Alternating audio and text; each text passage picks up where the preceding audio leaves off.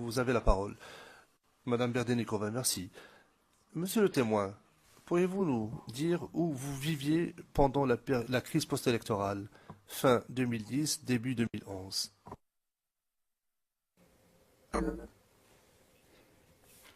And how long had you lived in? Question. Et vous y avez vécu pendant combien de temps?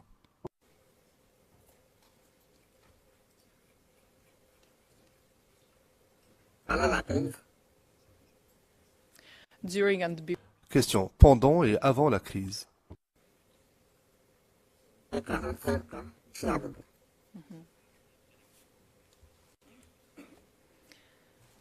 Question.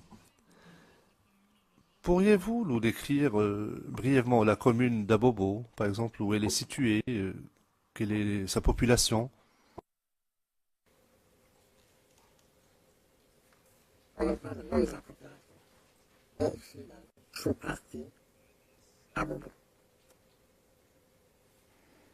Thank you, Mr. Witness. Question. Merci, monsieur le témoin. Pourriez-vous nous dire si Abobo était un lieu sûr où l'on pouvait vivre avant les élections?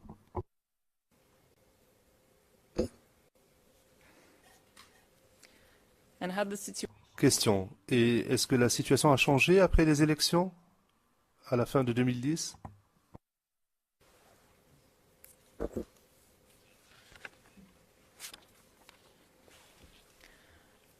By quite a bit. Question. Lorsque vous dites beaucoup, qu'est-ce que vous voulez dire par cela? Est-ce qu'il y avait moins de sécurité, plus de sécurité? Maître Knops, Monsieur le Président, je ne pense pas que le témoin puisse parler de tout le district d'Abobo, le juge président. N'empêche qu'il peut parler de sa perception, comment il percevait sa propre sûreté, sécurité. Allez-y.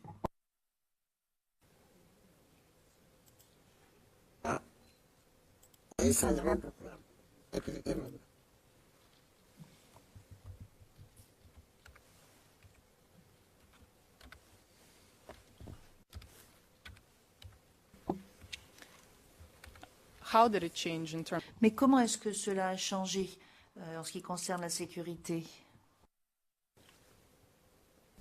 Did it become more safe or? Est-ce que c'est devenu beaucoup plus sûr ou moins sûr?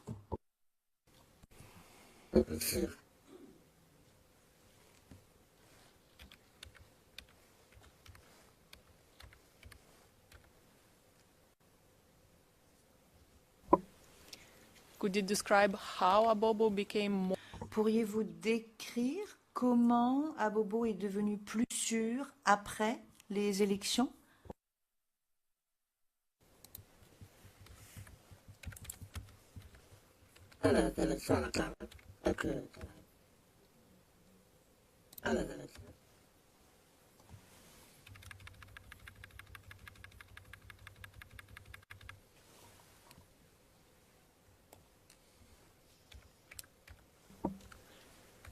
When you're referring to Lorsque vous dites après les élections, de quelle période exactement parlez-vous? Quelles sont les dates de cette période?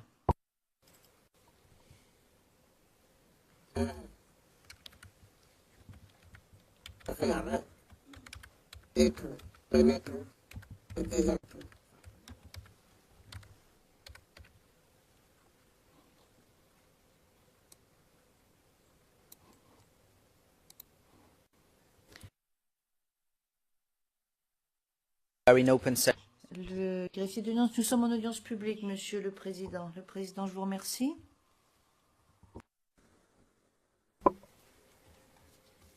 Your Honors, we would like to now.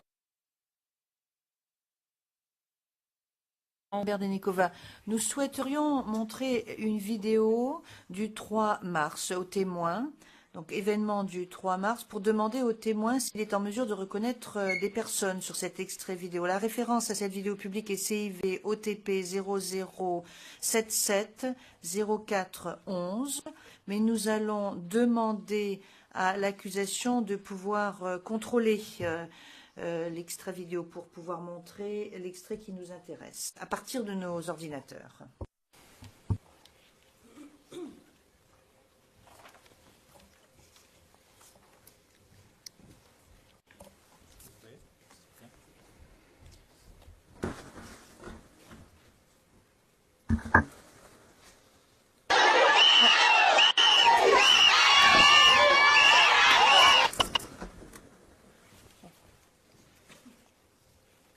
Your Honor, just for the record. Madame Berdenikova, alors nous allons donc montrer un extrait de cette vidéo, 3 minutes 10, à partir de 3 minutes 10 jusqu'à 5 minutes 23. Monsieur le témoin, nous allons vous montrer un extrait vidéo. Et peut-être qu'il vous sera difficile de voir certaines des images. Donc, si vous avez besoin d'une pause, à tout moment, faites-moi le savoir. D'accord? Merci. Donc voilà, nous allons maintenant vous montrer l'extrait vidéo. Le juge président. Alors, pour le compte-rendu d'audience, le témoin doit répondre par oui ou par non. Il ne peut pas se contenter de faire oui ou non de la tête. Parce que sinon, ce ne sera pas transcrit. Est-ce que cela vous va si nous vous montrons l'extrait vidéo, mais vous devez nous dire oui ou non, monsieur. Vous devez parler. Le juge président. Très bien. Merci.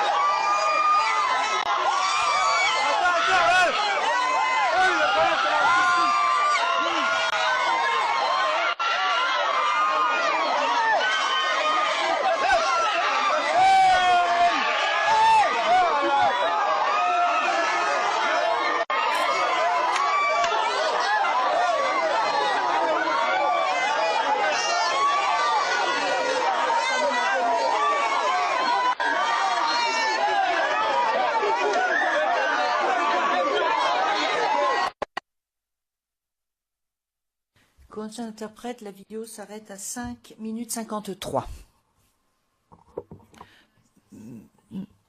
Monsieur le témoin, est-ce que vous reconnaissez cet extrait vidéo? Je l'ai vu la première fois, février 24.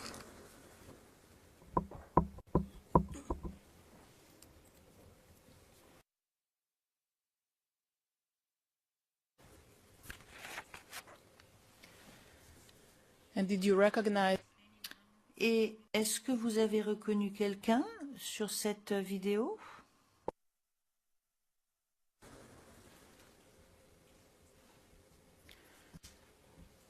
Could you tell us? Now, Le juge président. Maintenant, faites attention. Madame Berdenikova, n'oubliez pas les consignes qui vous ont été données monsieur. Mais est-ce que vous pourriez nous dire qui vous avez reconnu?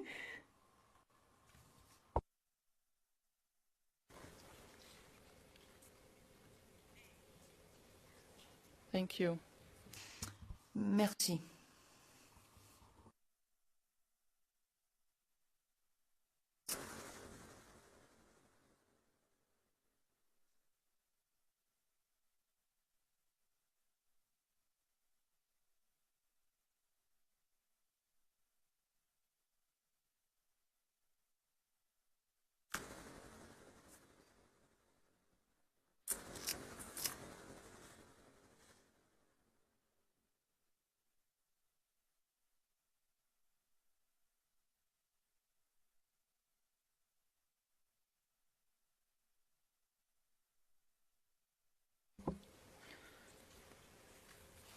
Question. Monsieur le témoin, où se trouvait la personne A sur l'extrait vidéo? Est-ce que vous êtes en mesure de le décrire, ceci?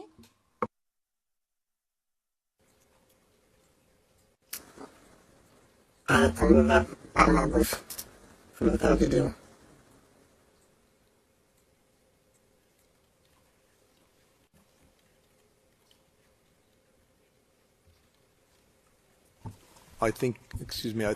Le juge président, excusez-moi, mais je pense qu'il va falloir indiquer quel est l'horodatage, mais bien évidemment pas en audience publique.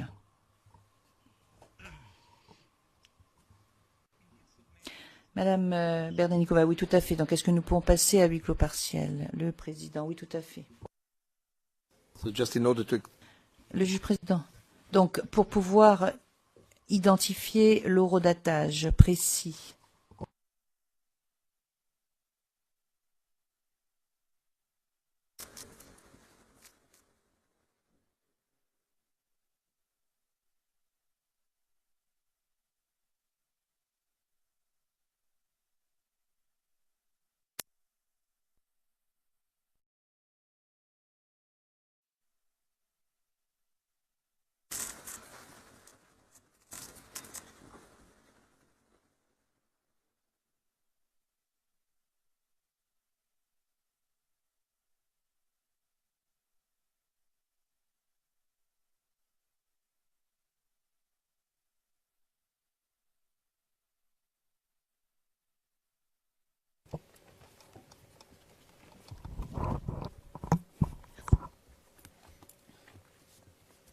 Bonjour Monsieur le témoin. Je m'appelle Jennifer Naouri et je suis membre de l'équipe de défense de Laurent Gbagbo qui se trouve derrière moi. Avant que je ne commence à vous poser des questions sur ce que vous avez vécu, je souhaiterais faire quelques précisions liminaires, des précisions d'introduction. Première précision, je souhaite vous rassurer.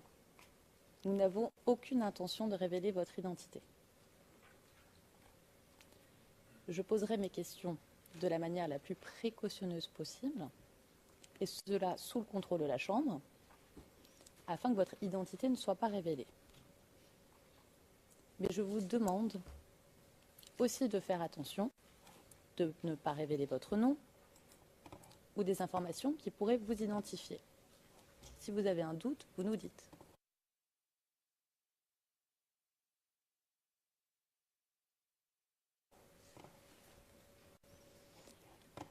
Aussi, nous devons vous rappeler qu'il s'agit ici d'un procès public. Par conséquent, nous allons faire des efforts pour que la plupart des questions et réponses soient publiques. Deuxièmement, je vous demanderai d'écouter attentivement mes questions, d'essayer de répondre uniquement aux questions que je vous pose. Et c'est comme ça que nous pourrons avancer et que nous pourrons comprendre ce qui s'est passé. Enfin, dernière précision, vous allez répondre à mes questions en français. Moi, je vous parle en français. Je vous demanderai de parler lentement pour laisser le temps aux interprètes de traduire vos réponses en anglais. et d'adresser vos réponses à la Chambre. C'est la règle des 5 secondes. Alors revenons un instant sur votre récit.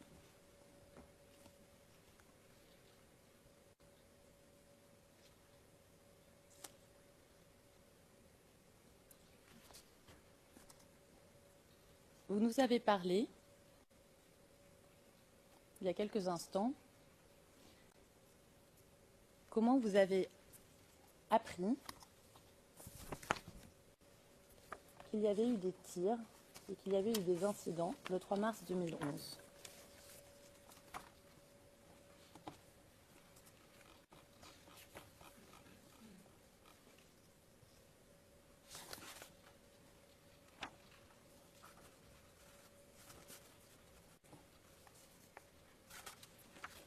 À quel moment, à quelle heure, avez-vous appris qu'on avait tiré sur des femmes? Vers 10 heures. Vous l'avez appris par qui? Dans le quartier, les gens parlaient, les gens parlaient. Et qu'est-ce qu'ils disaient les gens? Ils parlaient, ils disaient quoi comme information? Qu'est-ce que vous avez appris comme information? À une marche, ils ont tiré sur la femme. C'est ce que les gens parlent. Et depuis lors, depuis le jour de l'incident du 3 mars,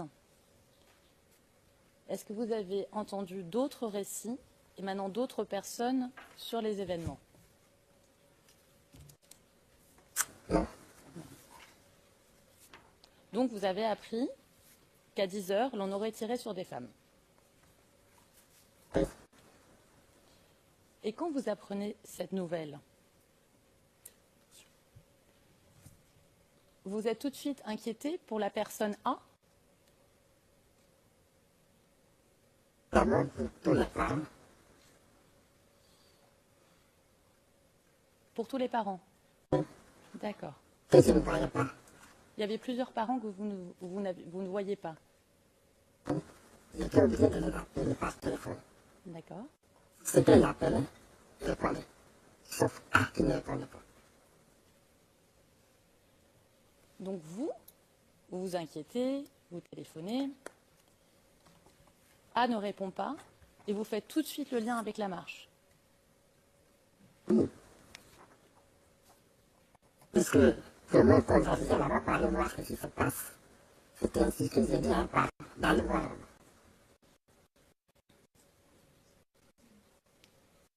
Donc vous saviez qu'à ce moment-là, il était à la marche. Non. Alors pourquoi vous faites le lien?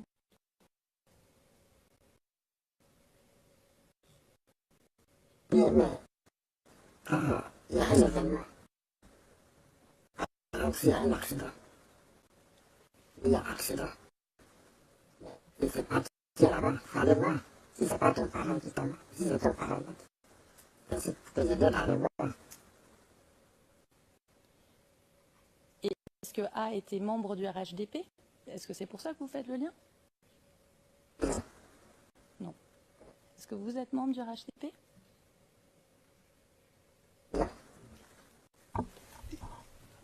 Yes, it's always.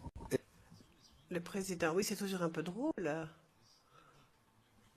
Je fais des recommandations au début et toutes les parties font exactement la même recommandation. Il faut que ça s'arrête quand même parce que cela nous fait perdre du temps de devoir sans cesse refaire les mêmes recommandations. Et ce sont les conseils qui ont fait les recommandations qui ne les respectent pas. Ils demandent aux témoins de le faire et ils ne le font pas eux-mêmes. Enfin bon, c'est ce que je voulais dire. Sachez que ces recommandations s'appliquent absolument à tout le monde ici. C'est à compter jusqu'à 5. Je vous remercie, Monsieur le Président.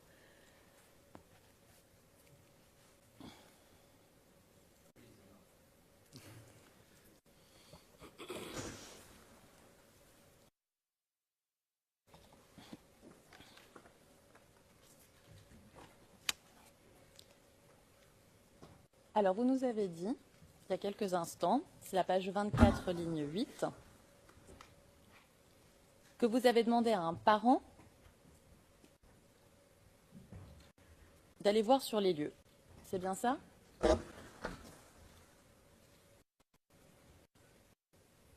Donc ce parent, il est allé voir le corps sur les lieux. Comment ce parent savait où aller?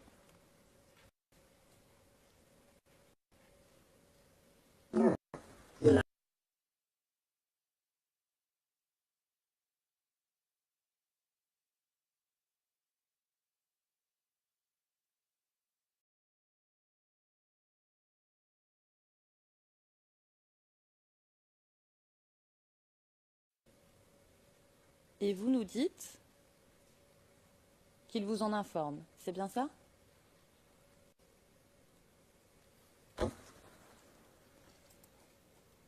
Et qu'est-ce qu'il vous dit exactement?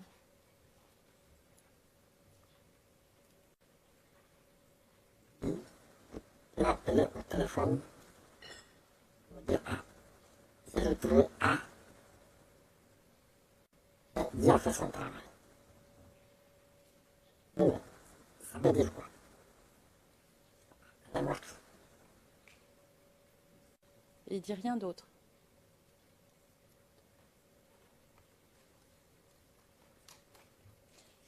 Et qu'est-ce que vous lui répondez? Lundi du matin, maman, ça arrive. Et combien de temps vous avez mis pour vous rendre sur les lieux?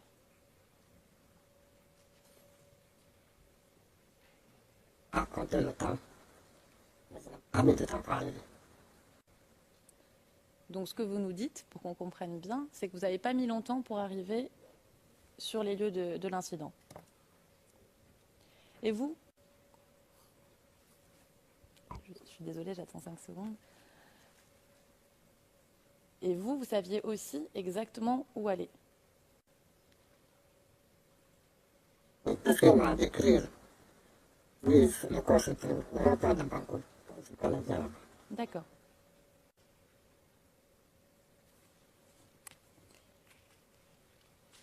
Et votre parent, combien de temps est-il resté auprès du corps de A?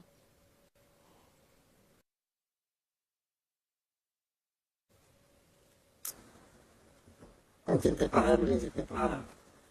Savoir quel temps il a eu. Est-ce que votre parent vous a bien attendu au rond-point Banco? Non, Qu'est-ce qui s'est passé? il a... Ils ont ramassé le corps avec les bonnettes et outils.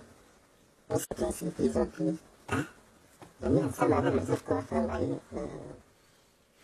l'hôpital général d'Amour. Et votre parent, il a assisté à ça et il ne vous a pas attendu au rond-point comme vous lui avez demandé? Non, D'accord. Et quand vous êtes arrivé sur les lieux, j'ai compris qu'il n'y avait plus les corps des mortes. J'ai compris. Mais y avait-il des blessés?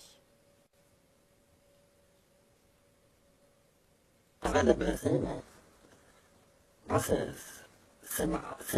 assez cherché. Et votre parent ne vous avait pas dit qu'il était parti? Il dit s'il était parti là-bas, le corps ensemble. Mais alors, si vous saviez qu'il était parti avec le corps, pourquoi vous cherchiez un? Oui. Quand il m'a appelé, avant que je n'arrive, j'ai évacué le corps. Donc il était pas là-bas. Et vous, ça Pardon. Vous ne le saviez pas, ça?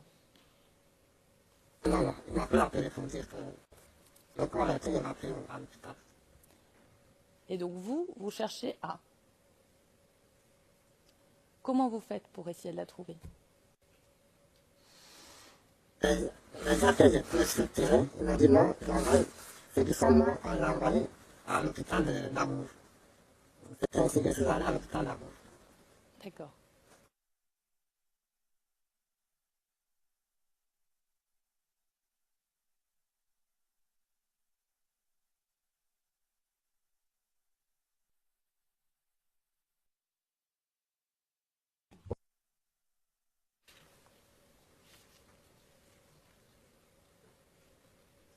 Donc, l'inhumation a eu lieu 1 mois et demi après les événements, n'est-ce pas? Pourquoi n'y a-t-il pas eu d'enterrement immédiatement? À ce moment-là, on ne peut pas sortir. Pourquoi? Il y a des tirs partout. Affrontement partout, je peux pas.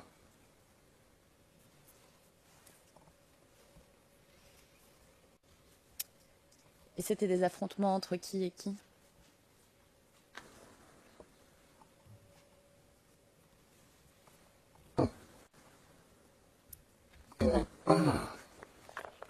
C'était les forces de défense et les groupes et les rebelles qui sont venus.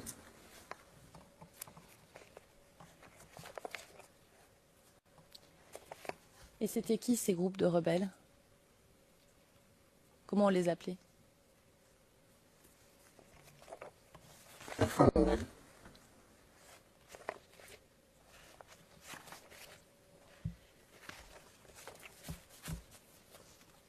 Il n'y avait que les forces nouvelles? Il n'y avait pas d'autres groupes de rebelles?